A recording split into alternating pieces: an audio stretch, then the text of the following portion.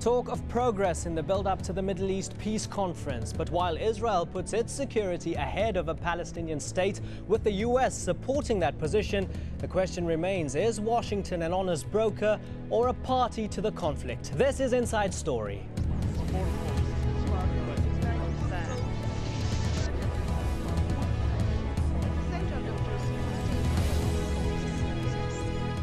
Hello, I'm Imran Garda. The launchpad for a Middle East peace deal before the end of George Bush's presidency. That's how US Secretary of State Condoleezza Rice and the Israeli Prime Minister Ehud Olmert have optimistically referred to the upcoming peace conference between Israel and the Palestinians. But what's the reality? Ms. Rice met Palestinian President Mahmoud Abbas in the West Bank, a day after talks with Israeli Prime Minister Ehud Olmert, and she claims all sides see a chance for peace. What is ahead of us is indeed very difficult work. If this had been an easy conflict to resolve and to end, it would have been done years ago. There have been attempts that have not succeeded. And so the question that we have to ask ourselves is, how do we prepare the ground for the very best possible chances of success? Because the will is there. But Israel's used this trip to say there'll be no deal on its part until its security is guaranteed. There's a need to understand that even though we need to find the common ground with the pragmatic leaders, they need to understand that the implementation of future understandings will be implemented only according to the phases of the roadmap. The meaning is security to Israel first, and then the establishment of a Palestinian state. The Palestinians, meanwhile, are frustrated by Israel's refusal to draw up a framework for the conference and accuse it of dragging its feet on basics of the so-called roadmap, such as dismantling West Bank settlements. What's more, a date for the much-vaunted conference, due to take place this month, hasn't even been decided. So what's the score? Well, joining us to discuss the US efforts to prepare the ground for the planned peace conference are our guests in Jerusalem, Ron Pundak, Director General of the Perez Center for Peace; in Ramallah, Qais Abdul Karim, member of the PLC for the Democratic Front for the Liberation of Palestine; and in Washington, D.C., Aaron David Miller, scholar at the Woodrow Wilson Center and a former senior advisor for the Secretary of State on Arab-Israeli negotiations. Gentlemen, thank you very much for joining us. If I could start off with you, Mr. Miller, is there a collective will for peace and a two-state solution? I think there's a certain amount of urgency and even a greater amount of political calculation on the part of Israelis and Palestinians and on the part of the Bush administration that Annapolis needs to have some measure of success. Whether or not there's the collective will and skill to do the kind of consequential diplomacy that would create a meaningful breakthrough in the Israeli-Palestinian conflict is another question entirely.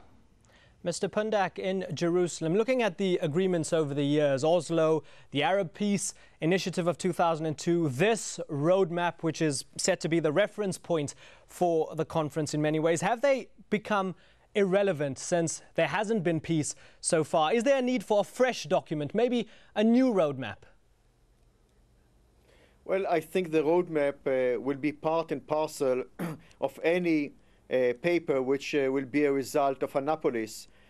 Similarly, Oslo negotiations and Oslo agreement. What we are now looking is actually to start a process which will hopefully and eventually will lead to a peace, a final status agreement. So the ingredients that we are now referring to should be a preamble which will speak about the horizon, some things which creates the process from now towards a peace agreement, and mainly some issues which are related to what we relate to as the core issues, refugees, settlements, Jerusalem, borders, etc., things which were negotiated in Camp David 2000, but since then, the two sides for 7 years were mainly exchanging fire and not exchanging negotiations. So this is the time to launch actually a new peace process and initiative, which hopefully and eventually will lead to two-state solution. Qais Abdul Karim, in Ramallah, the Palestinians want details, don't they? In order for a permanent status agreement, you have to look at issues like settlements, refugees, right of return, the wall. Are Palestinians skeptical about this conference? The Palestinians mainly want a joint document that will serve as guidelines for future negotiations in order to make these negotiations break through the vicious circle that they've been going on for the past years. The Oslo Accords were signed about 14 or 15 years ago. They had to be, the interim period had to be finished in 5 years. That was 1999. Now we are in 2007, and we're still going around in circles. What we need are guidelines in order to make the negotiations substantive and fruitful. But unfortunately, it does not seem taken into consideration the kind of statements that we hear from the Israeli side that this hope could be fulfilled in the coming conference. Mr. Abdul Karim, Mahmoud Abbas has said in the build-up to this conference that he wants deadlines and timetables. Is he going to get it? As far as the Israelis are concerned, they refuse the idea of a timetable, and they refuse the idea of having a time ceiling for the negotiations, because they are more comfortable actually in continuing creating de facto situations on the ground and continuing the negotiations without any end and without any fruitful resumes. So this is why the Palestinian side insists that if there is something that is new and positive that comes out from this Annapolis conference, it should be based on a clear document which will serve as guidelines for the next negotiations, and also within a time ceiling that is clear and committing for both sides. Mr. Pundak, do you agree with that? Israel to blame for dragging its feet? Well, you know, like everything, the situation is much more complex.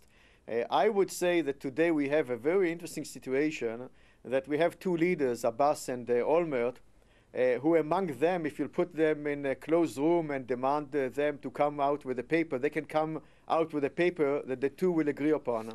But each one has his own problems, and the two teams representing them are not as progressive and as open-minded, unfortunately, as the two leaders.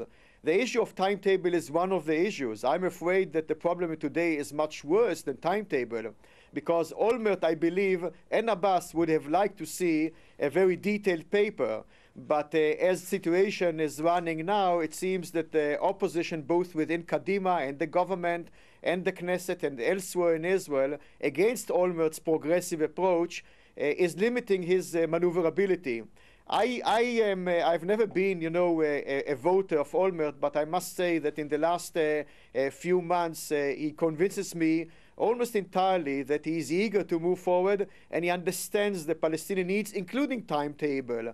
But we need to be, you know, open-minded and see how do we bridge between the wishes of the two leaders and at the same time the ability of the two leaders to cater for the people, maybe through stages.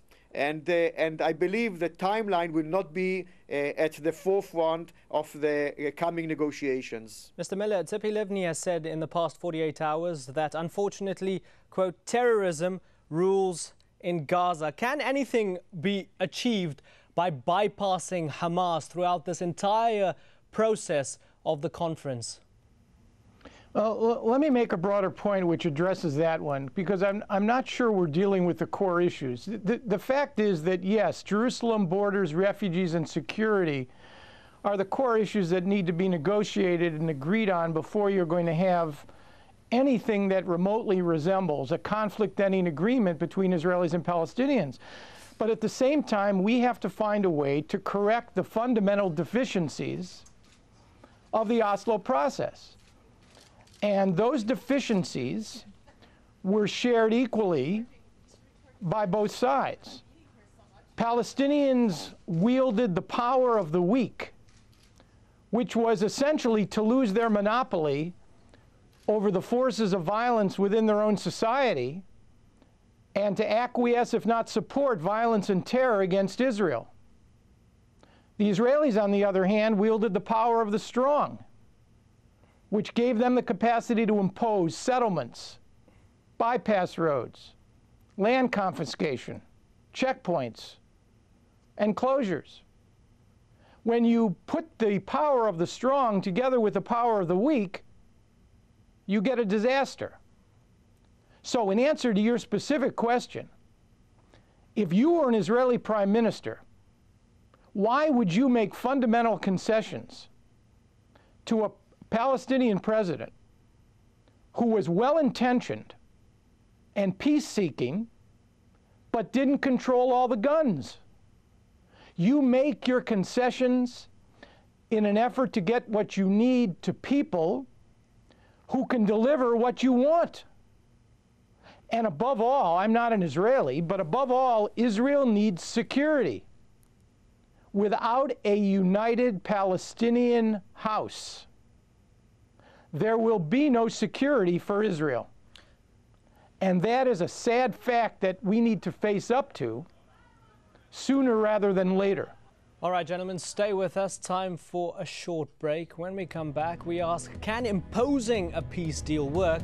And what is the price of failure at Annapolis? Do stay with us.